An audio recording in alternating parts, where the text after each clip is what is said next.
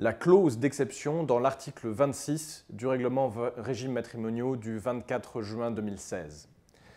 L'article 26 contient donc un paragraphe 3 qui prévoit une exception à l'application automatique, en l'absence de choix, de la loi de la première résidence habituelle commune des époux.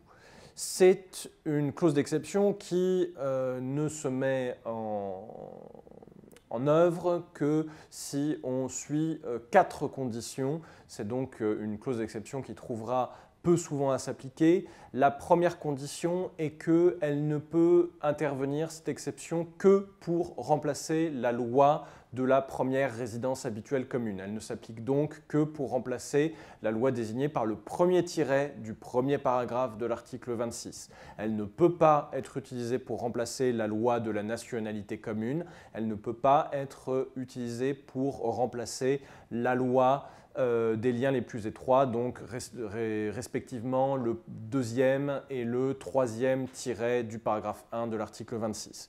Donc ça, c'est la première condition, ça ne peut être invoqué pour faire un remplacement que dans cette seule configuration-là.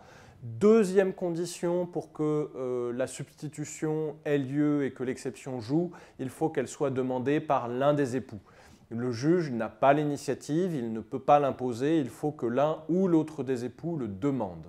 Troisième condition, il faut, pour que cette exception puisse jouer, que l'époux demande l'application de la loi de la dernière résidence habituelle commune à la place de la première résidence habituelle commune. Donc on substitue la dernière chronologiquement à la première. Et pour que cette dernière résidence chronologiquement puisse effectivement substituer sa loi à l'état de la première résidence habituelle commune, il faut que la résidence dans ce dernier état soit une résidence qui se soit déroulée pendant une période significativement plus longue que dans l'état de la première résidence habituelle commune. Donc on est dans un cas de figure où la première résidence habituelle commune a été accidentelle presque, a duré quelques mois ou 1 ou 2 années peut-être, et qu'au contraire, elle a été remplacée ensuite par une résidence habituelle commune qui est plus récente, qui sera donc la dernière, qui aura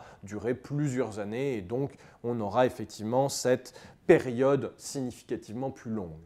Quatrième et dernière condition, il faut que les deux époux se soient fondés sur la loi de cet état dont on veut rendre la loi applicable, donc l'état de la dernière résidence habituelle commune. Il faut que les deux époux se soient fondés sur la loi de cet état de dernière résidence habituelle commune pour prévoir leurs rapports patrimoniaux. Donc il faut démontrer au juge qu'il y a eu anticipation de la part des parties et qu'elles ont fondé leurs prévisions sur l'application de cette loi de leur dernière résidence habituelle commune, puisque c'est là en réalité le but du texte, c'est de faire en sorte de préserver le mieux possible les prévisions qui ont été faites par les parties. Même quand ces 4 conditions sont réunies, le juge a la liberté d'apprécier la situation et d'accorder ou de ne pas accorder la substitution et donc l'utilisation de la loi de la dernière résidence habituelle commune plutôt que celle de la première. Notez enfin l'effet de cette substitution. Cette substitution ne vaut que pour l'avenir, sauf si les deux parties sont d'accord, car il est possible de rendre cette demande au juge rétroactive, mais uniquement si l'autre époux ne s'y oppose pas. Il faut donc que les deux époux soient d'accord sur la rétroactivité.